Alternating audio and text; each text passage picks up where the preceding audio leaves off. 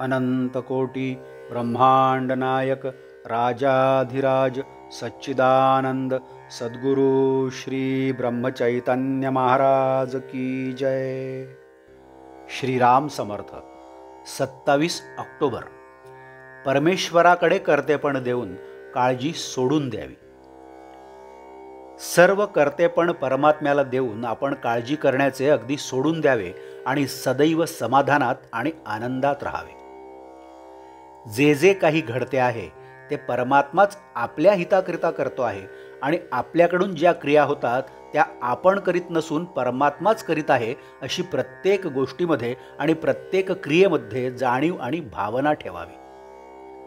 अशी भावना ठेवायला कुठे बिघडते? त्यात अवघडते काय आहे? प्रयत्न अवश्य करावा आणि तो कसून करावा, पण तो परमात्माच सर्व करीत असून त्यात येणारे यश अगर अपयश हे सर्व आपल्या हितासाठीच आहे अशी ठाम भावना ठेवली पाहिजे। अशी ठाम भावना ठेवल्यावर काळजीला जागाच कुठे राहिली?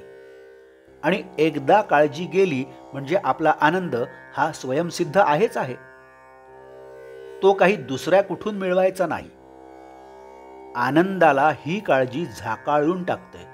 थोडक्यात म्हणायचे झाले तर असे सांगता येईल की मी पण म्हणजेच कर्तेपण परमात्म्याला द्यावे म्हणजे काळजी नाहीशी होते आणि निर्मळ आनंद उरतो आणि अशा स्थितीत नामस्मरण चालावे। हेच स्वानंदात स्मरण होय। आपले कर्तेपण अपुरे आहे, ते आपल्या स्वाधीन नसून परमात्म्याच्या स्वाधीन आहे।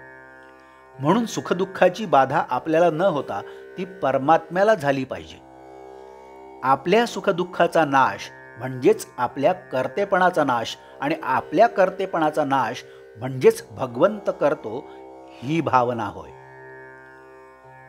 आपले होते कसे ते पहा। कर्माच्या सुरुवातीला काळजी लागते।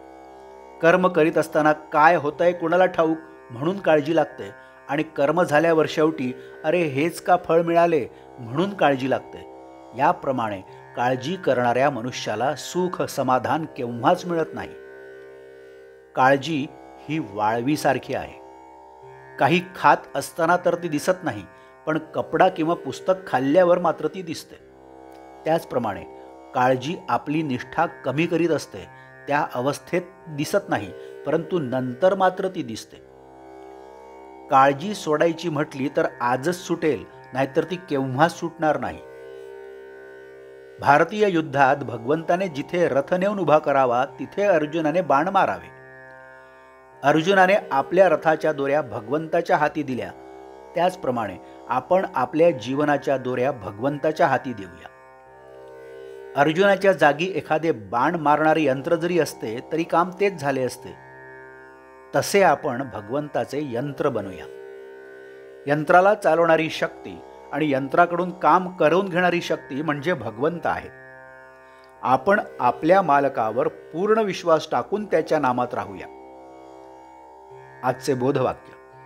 आपला देह प्रारब्धावर टाकून साधकाने मजेत त्याच्या सुखदुःखाकडे पहावे। जानकी जीवन स्मरण जय जय राम। नमस्कार।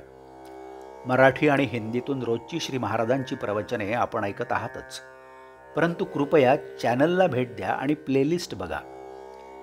मराठी अथवा हिंदी प्रवचने आपण आपल्या सुविधेप्रमाणे ऐकू शकता। मी परत एकदा आपणाला विनंती करतो की चॅनलला सबस्क्राईब करा, शेअर करा, लाईक करा, कमेंट्स द्या। धन्यवाद। जय जय श्रीराम।